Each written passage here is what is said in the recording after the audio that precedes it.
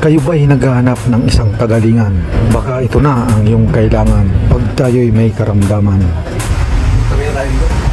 Kaya sa may mga nais gumaling dyan, hayaan yung ipakita ko muna kung ano yung ating mga gagawing simpleng-simple lang naman. Tayo'y nagpaalam sa mga kinaukulan para i-cover natin yung ganitong larangan. Nandito na tayo kay Doc. Nandito na tayo sa procedure na kung saan yung aking mahal na asawa.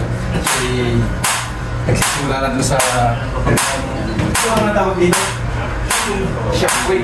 Talaga yung pinakamabilis o kaya madaling paraan para matanggal yung ating kidney o kaya patok sa kidney. Kaya at kung sabi ko nga sa inyo yung walang pain na mararamdaman.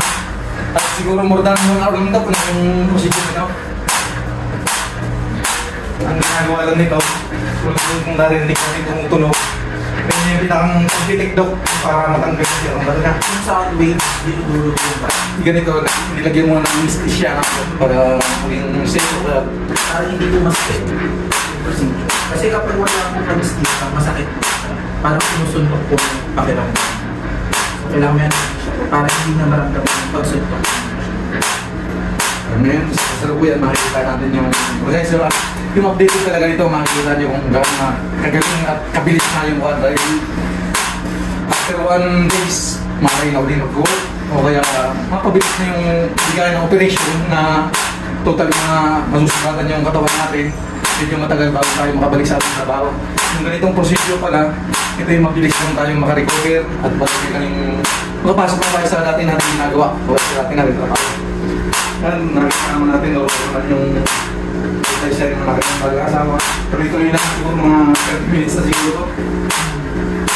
Itong ay papakita ko sa inyo yung sentro ng bato na dinudurog nga ng machine. Kung tawagin nila to ay shockwave. At kung sakasakali man yung ibang impormasyon nito, maaari kayong makipag-ugnayan sa Facebook page nila. At malalaman nyo rin sa akin kung magkano nga yung aking total na binayaran. Masasabi ko nga dito, mura na barato pa. Dahil sa iba, ubod ng mahal siya. Ito nga yung pinakang mga aparato nito. Tingnan nga natin. Mga ilang count nga, Dok, kailangan gawin yan? 4,000 po yung out sa kanila. 4,000 na gano'n na tumutunog yung count na pinipitik. At mayroon naman talaga ditong yung parang lobo. Yan, nakikita mo naman. Ayun yung ipitik talaga doon. Ito yung mga automatic na itong mga aparatong ganito.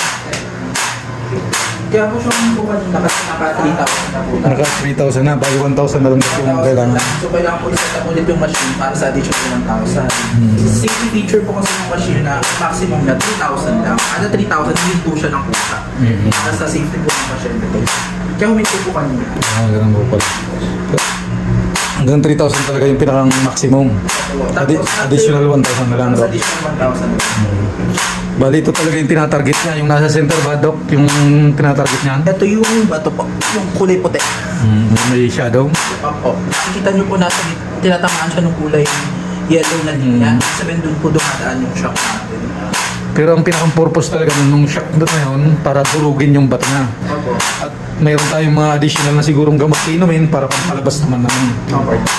Kasi sa totoo lang, maraming may sakit na tulad sa ating mga tao. Napakaraming may sakit naman ganito. Ito yung maaari natin i-recommenda gawa ng unang-una, less pain nga yung ginagawa nito. Hindi masaktan yung pasyente. At madaling ang makarecover, madaling makapagtrabaho ulit. Kaya siguro pumabor din tayo sa ganito. Kung sakaling naibigan nyo yung aking video at nais nyo mga magpagawa ng ganito, maaari kayong makipag-ugnayan lamang dito sa page na aking pinapakita. Direkta na po kayo makikipag-usap dito.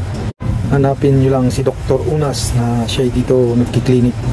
Ito na nga yung buong aking binayaran. Ito yung naghahalaga ng 40,000 pesos only. Yung tungkol naman sa mga gamot, ikaw na lang bibili siguro nun. Bibigyan ka ng doktor ng kung ano mang resetang dapat inumin. Tayo'y hindi naman endorser nito. Tayo'y nagpagamot din lang dito. Kaya kung sino man nang nais magamot ng kidney sa bato, direkta lang kayong makipag-ugnayan dito. Doc, maraming pong salamat sa konting impormasyon yung pinagkalog kay Mr. Rex. Salamat.